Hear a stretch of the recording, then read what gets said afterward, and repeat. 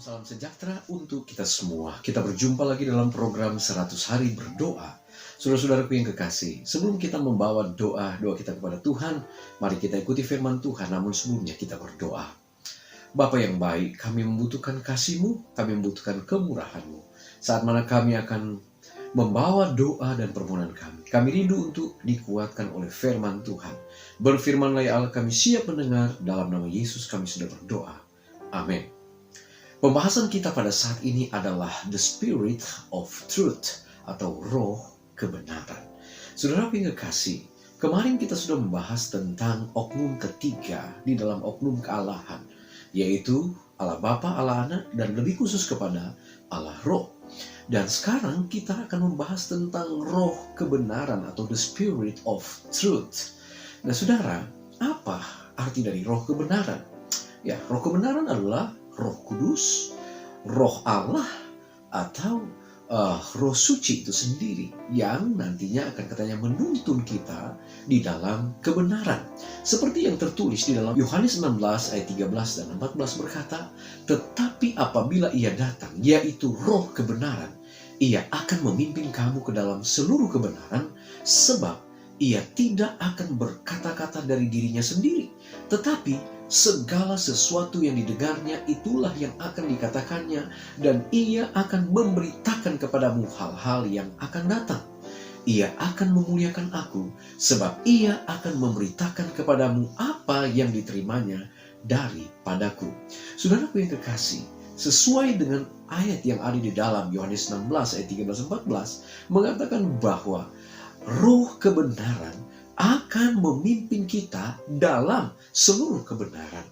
Mengapa saat ini terjadi begitu banyak ajaran-ajaran? Ada begitu banyak golongan, ada begitu banyak agama yang masing-masing mempertahankan apa yang menjadi kepercayaan mereka.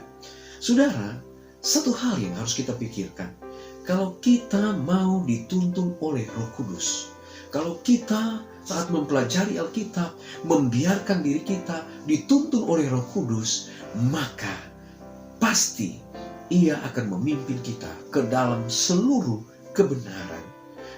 Saudaraku yang kekasih, lewat ayat ini dikatakan bahwa apabila kita rindu untuk menggapai atau memperoleh satu kehidupan dalam kebenaran yang sempurna, maka kita harus meminta tuntunan Roh Kudus saat kita akan belajar firman Allah, saat kita akan mendalami akan firman Tuhan, agar kita akan dituntun ke dalam seluruh kebenaran.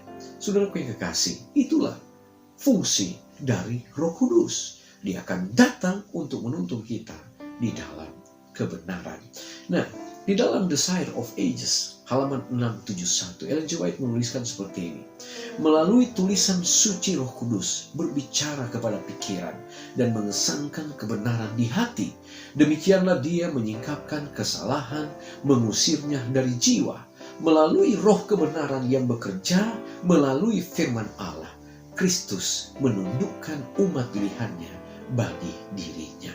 Saudaraku yang kekasih, jadi saat kita mau untuk menjadi pengikut Tuhan, maka kita harus dengan jujur, dengan sungguh-sungguh membiarkan diri kita dikendalikan oleh Roh Kudus. Kalau kita mengandalkan akan ajaran, aturan dari nenek moyang kita, yang boleh katakan, oh ini sudah ajaran turun-temurun, dari sononya saya sudah mengikuti hal ini, saya sudah beribadah pada hari ini, saya makan ini dan lain sebagainya. Saudaraku yang kekasih, biarlah Roh Kudus yang akan bekerja, dan biarlah Anda diarahkan kepada kebenaran yang sesungguhnya. Kalau Anda hanya mengikuti aturan atau ajaran dari manusia yang datang secara turun-menurun, kemudian itu tidak sesuai dengan Alkitab, maka patut untuk dipertanyakan. Sehingga lewat pelajaran ini dikatakan bahwa kita harus menginsafkan diri kita untuk dituntun oleh Roh Kudus. Anda belajar Alkitab, Anda mau dituntun ke dalam kebenaran, maka Anda harus membiarkan diri Anda dituntun oleh Roh Kudus. Dan itulah yang akan memberikan Anda kepada satu kebenaran yang seutuhnya. Saudaraku yang kekasih, Yesus adalah kebenaran. Dia adalah personifikasi dari kebenaran itu sendiri. Dia sebagai Sang Pencipta. Dia mendefinisikan dan memantapkan semua kenyataan dalam harmoni yang sempurna dengan karakter kasihnya yang tanpa pamrih.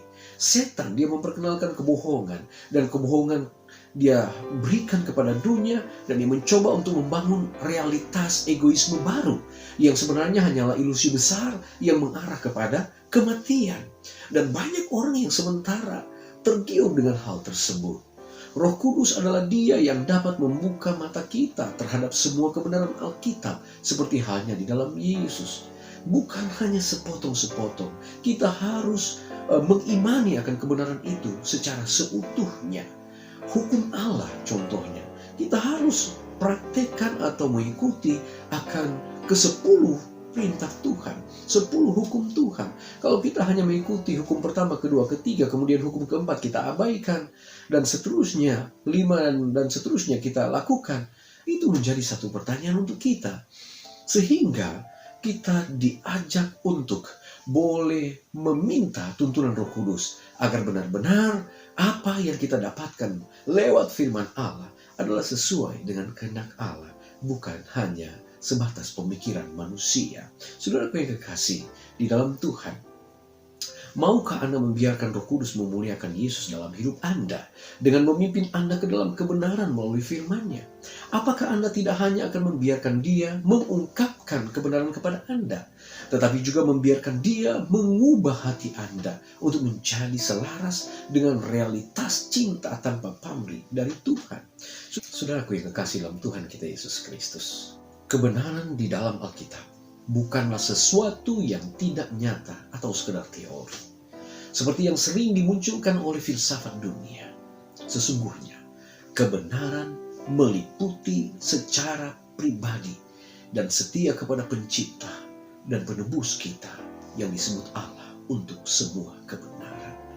Mengikuti akan kebenaran Tuhan, itu artinya kita harus membiarkan diri kita dituntun, dikendalikan oleh roh kebenaran, sehingga benar-benar apa yang kita imani, apa yang kita ikuti, apa yang kita sementara jalani di atas dunia ini sehubungan dengan kebenaran yang sejati. Benar-benar kita akan ikuti dan benar-benar sudah sesuai dengan kehendak Tuhan. Kiranya Allah memberkati kita pada saat ini. Saya berdoa nama Yesus. Amin. Baik saudara-saudara, kita akan datang pada doa saat ini. Yang pertama kita berdoa untuk gereja-gereja yang berjuang untuk digital sistem, di mana mereka kurang peralatan teknologi dan layanan internet. Kita juga berdoa untuk umat-umat Tuhan di Oman yang berusaha untuk mendapatkan tempat ibadah di mana mereka menggunakan tempat ini untuk beribadah sesudah pandemi COVID-19. Kita juga berdoa untuk keluarga-keluarga yang mendapatkan, yang berjuang dengan penindasan setan, agar mereka boleh mendapatkan kemenangan yang berasal daripada Tuhan. Dan yang terakhir kita berdoa untuk rumah bagi para wanita yang berada di Leipzig, Jerman, agar Tuhan akan menuntun di mana rumah Advent ini telah beroperasi selama 25 tahun, boleh memberikan harapan bagi 20.000 wanita yang telah ditolong di sana, untuk bisa mereka keluar dari kebiasaan mereka yang tidak baik. Baik saudara-saudara, mari kita menghadap Tuhan, kita berdoa. Bapa di sorga, kami datang kepada Tuhan saat ini. Berterima kasih oleh karena Tuhan telah berkati kami. Kami boleh dikuatkan oleh firman Tuhan sehubungan dengan roh kebenaran. Tolonglah kami Bapa, agar boleh dituntun oleh roh Tuhan, sehingga kami boleh menjadi pengikut Tuhan, yang tentunya boleh menjadi anak-anak Allah yang mengikuti akan tentunya kebenaran yang sesuai dengan firman Allah. Ajarlah kami Bapa untuk selalu meminta tuntunan Roh Kudus saat kami belajar firman Tuhan, saat kami akan mengikuti akan kebenaran-kebenaran-Mu, agar benar-benar apa yang kami ikuti sesuai dengan perintah Tuhan, bukan ajaran manusia.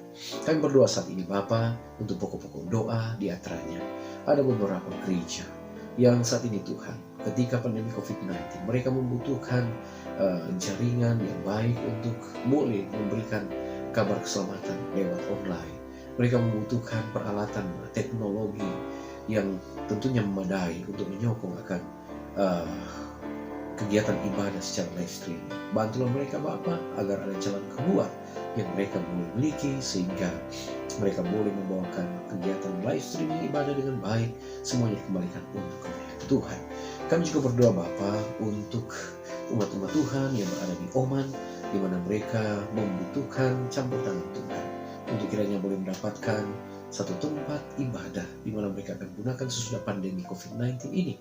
Tolonglah Bapa agar mereka boleh memperoleh akan rumah doa, tempat ibadah, sehingga mereka boleh bersyukur untuk karunia dan anugerah yang Tuhan siapkan bagi mereka. Kami juga berdoa Tuhan untuk keluarga-keluarga yang saat ini Tuhan bergumul hubungan dengan kungkungan dari kuasa kegelapan. Tolonglah mereka agar mereka boleh terlepas, mereka boleh kuat, mereka boleh memiliki akan kemampuan, mereka boleh memiliki jalan keluar sehingga mereka boleh terbebas dari kuasa kegelapan, mereka tetap setia kepada Tuhan. Kami juga berdoa Tuhan untuk rumah Advent yang berada di Leipzig, Jerman.